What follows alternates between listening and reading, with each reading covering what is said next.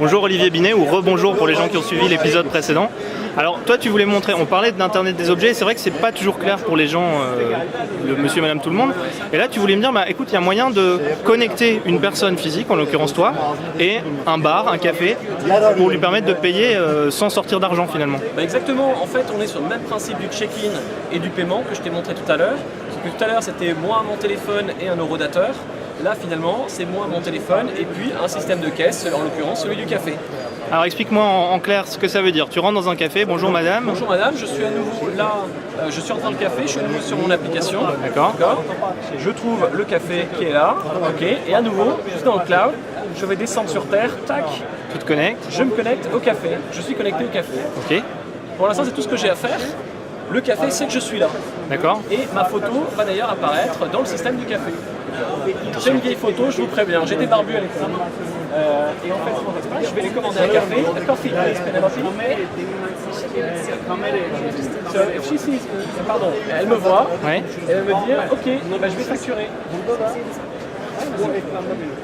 Ok, donc là c'est toi, on prend Moi, avec la barbe.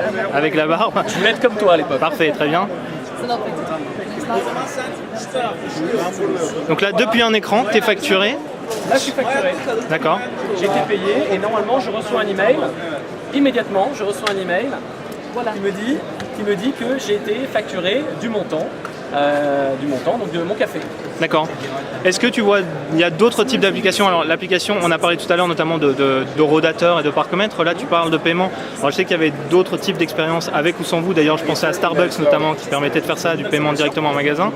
Est-ce que tu vois à terme, dans un très court avenir, l'Internet des objets et a fortiori le paiement débarquer dans la vie des gens? Bien sûr. Je pense que ça va débarquer dans la vie des gens au quotidien à travers plein d'objets. Le principe du check-in et du paiement va permettre d'une part d'éliminer la queue dans certains endroits, de simplifier, de fluidifier l'expérience d'achat en magasin.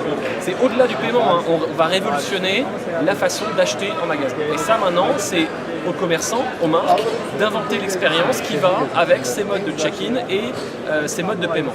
Le grand avantage, c'est que maintenant, aujourd'hui, les marques ne savent qui vous êtes, comment vous allez en caisse. Là, l'idée, c'est qu'on peut donner aux marques la possibilité de savoir qui est rentré dans le magasin. Encore faut-il que les marques jouent le jeu et offrent une expérience qui apporte de la valeur à cette expérience-là pour le consommateur. Et là, il sera d'accord pour faire son check-in. Alors si tu es réaliste, tu vois ça débarquer à quoi? 1 an, 2 ans, 3 ans? Beaucoup plus rapidement que ça. Tu parlais de Starbucks il y a quelques instants. Starbucks, oui, les gens ont accepté, plutôt que de payer en cash et de faire la queue, ils ont accepté de prépayer, de s'identifier, etc. Pourquoi ? Tout simplement parce qu'on leur permettait de ne pas faire la queue, c'était plus pratique. Donc avec une expérience qui leur apportait de la valeur, ils ont été prêts à échanger de l'information et à prépayer leur consommation. Merci Olivier, je te souhaite une bonne après-midi sur le web. Merci.